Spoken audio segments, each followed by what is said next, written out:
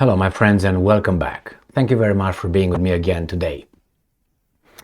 I have here an article about Bill Clinton, the former US president, who feels sorry that he says, according to him obviously, pushed Ukraine into giving up its nuclear weapons when Ukraine was allowed to have its independence from the Soviet Union.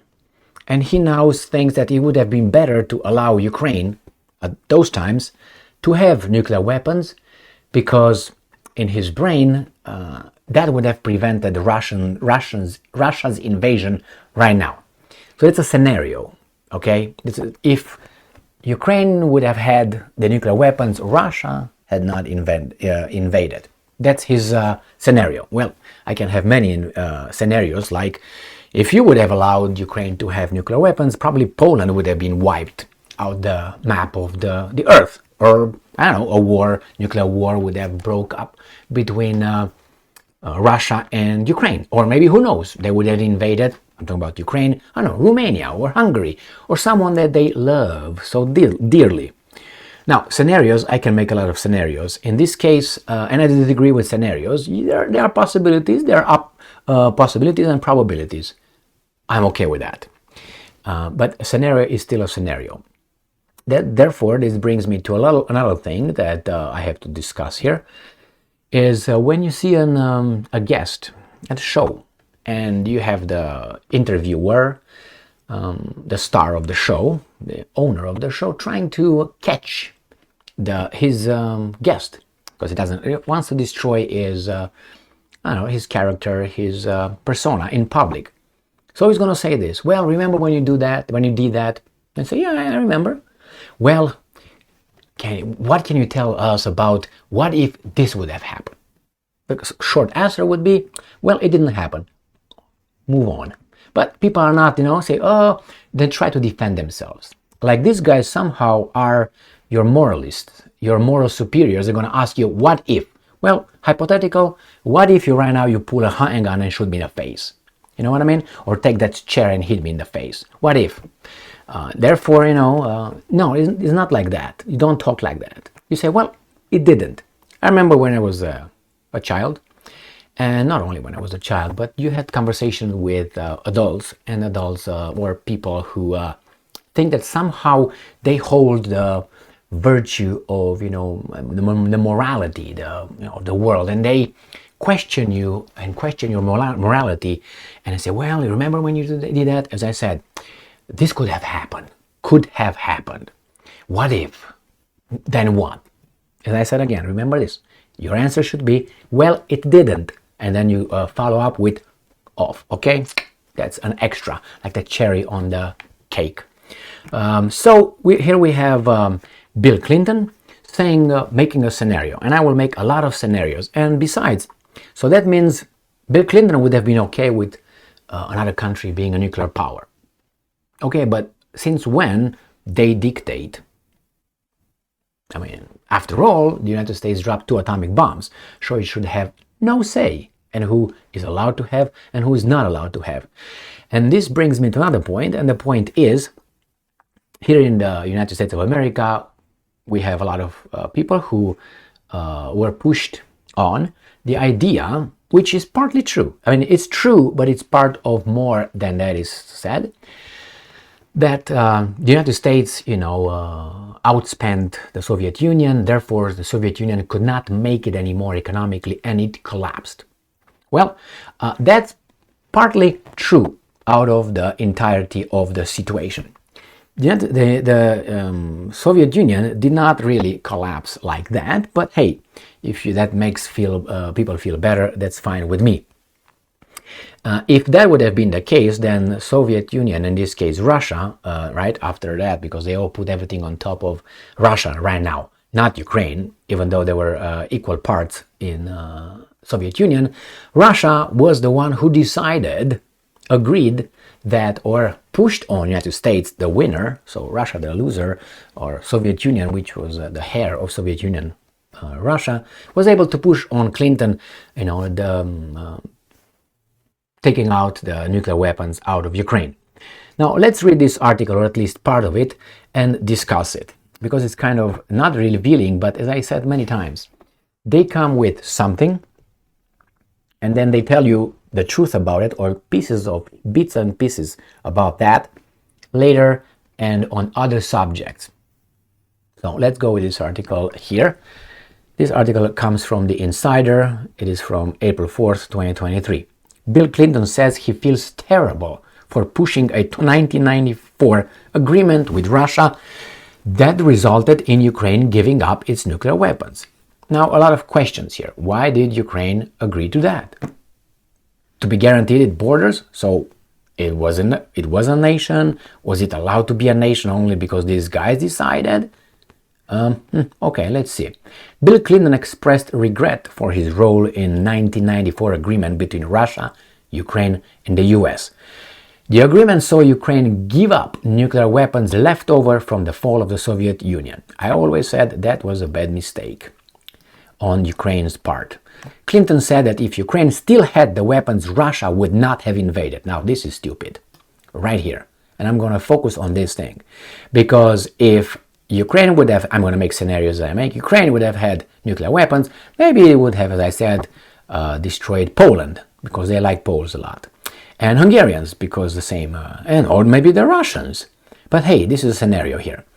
And besides, it was not the fact that Ukraine could defend itself that provoked the Russian invasion. There were some other things that occurred, for instance, in 2014, in the spring. Remember that? Do you remember that one? Former US President Bill Clinton said that he regrets pressuring Ukraine to give up its nuclear warheads in a high-stakes negotiation in 1994. In an interview with Irish news television RTE, released on Tuesday, Clinton said he felt a personal stake in Ukraine's fragile territorial integrity. He said he believed that Russia would not have invaded Ukraine in 2014 and in 2022 had the weapons still been in the country, a position that a Soviet historian echoed to Insider. And I'm quoting, "I feel personal stake because I got them," Ukraine, to agree to give up their nuclear weapons, Clinton said. And I'm quoting, "And none of them believed that Russia would have pulled this stunt if Ukraine still had their weapons."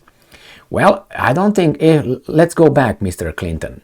What if the legitimate government of Ukraine from 2013, 2014 had not been toppled with the help of some agencies?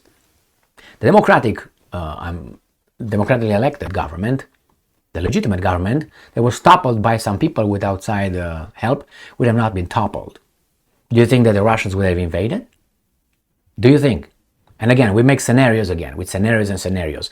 So it was not your history that it starts on the 24th of February 2022. That's not when the history starts. The history starts maybe in 2014, maybe in 2013, maybe in 1991, maybe earlier than that. Maybe it started in 1945, when you let them just get away. I'm talking about the Soviet Union.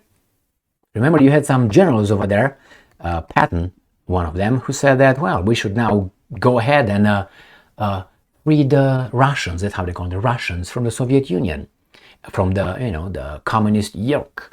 But hey, you couldn't, because Uncle Joe, how Delano Roosevelt liked to call the Georgian dictator, Stalin, was surrounded by certain kind of helpers. So I don't think, anyway, so they didn't. Could that be one? If you had done that in 1945, there would have been no Soviet Union. If you would have helped, I don't know, Ukraine in 1918, when Trotsky, remember Trotsky? Yeah. Bernstein, Mr. Bernstein, I think that's how. Bernstein, what's his name? The real name. Did not invade and did not help Ukrainians become part of Soviet Union. What if you would have helped then? I know. You invaded on the other side, do you remember? You know that the United States of America invaded Russia at that time, when the Bolsheviks were fighting the the other side, the white Russians against the red Russians, Mensheviks, that's how we call them, Mensheviks and Bolsheviks. They invaded over there. The United States, yes, but from Alaska, from wherever in the east. So then what do we do here? We can go like this and we can point fingers and make scenarios. Let's go back and see what Clinton has to say here. In 1994, the US helped broker the Budapest Memorandum, which former Russian President Boris Yeltsin, a weak person under the circumstances, and former Ukrainian President Leonid Kravchuk, with the intention of getting rid of nuclear weapons that were still stationed on Ukraine's territory after the fall of the Soviet Union. I don't think Ukraine would have been allowed by the Russians anyway to have them and would have been invaded right there or something. The US also negotiated agreements for Russia to respect Ukraine's sovereignty and borders, like the US respects Syria's sovereignty and borders, correct? Or Libya or others, which Clinton said was also short-sighted. Specifically, in 2014, Russia violated its premise that it would not challenge Ukraine's border after the invasion of Ukraine. Now, this statement is very superficial right here. Did Russia invade Ukraine? An invasion of Ukraine, Crimea? Oh yeah, they did that. But what happened in Crimea? What happened in East Ukraine with the citizens over there? Anybody?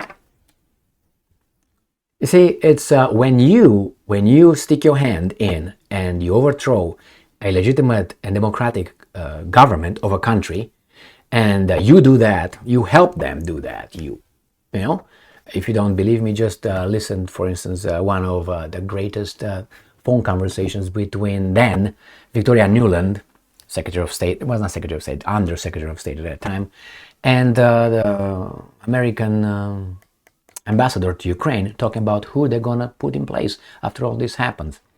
And not only, the tape is still available, then you do this, and then you expect the other guys to play by the rules.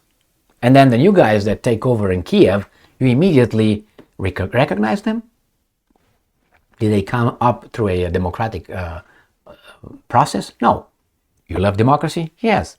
So you see, if you break the law here or break the rule here, and you point only to the other guys that broke the rule or did not, play by the rule. So that's kind of like hypocritical. But you see this left and right. Let's go back to this article and finalize it. According to the Wall Street Journal in 1994, Clinton eventually offered Kravchuk $700 million and strong security assurances for the disarmament of the nuclear weapons. Well, I would take this as a bribery myself. But what do? I knew that President Putin did not support the agreement President Yeltsin made never to interfere with Ukraine's territorial boundaries. I'm quoting, an agreement he made because he wanted Ukraine to give up its nuclear weapons. Clinton said in an interview, they were afraid to give them up because they thought that's the only thing that protected them from an expansionist Russia. Expansionist Russia that has how many military bases around the world?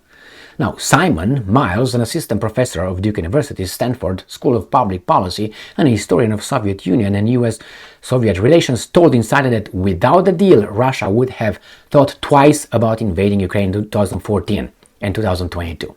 They take this as an invasion right here because they're evil, and the same here. Okay, well, how about not overthrow the government in 2014 January, in March, whenever they have, February, March? I think that triggered this. Could we think that way? No, because we know that actually the Ukraine invasion was unprovoked. And we have to stick with it, otherwise we call this and that. A nuclear-armed Ukraine would enjoy high confidence of territorial integrity. We would not see this invasion in all likelihood. Okay, well, maybe that's why the Woodchuck, Kim Jong-un from North Korea doesn't give up his nuclear weapons. That's why everybody else wants to get nuclear weapons. So the peace-loving country of Zimbabwe from across Atlantic would not help them push democracy and freedom. But no. So it's a little bit more complicated. But the thing with the scenarios, you can just pick and choose. Yes, if they would have had nuclear weapons, it's true Russia would not have moved in. Correct. That's why the United States doesn't move into North Korea, or in China, or in Russia. They try proxy wars. The same reason. But they will try to do it in Iran. But if Iran would have nuclear weapons, they would be left alone. I mean, just look at it from this perspective. Always, look at the chronology of events and, don't pick and choose. They start from 2014. I start from 2013, about November, okay? And I stop, let's say, to now. Thank you very much for being with me again today. Stay strong, stay smart, look for the truth, and be just.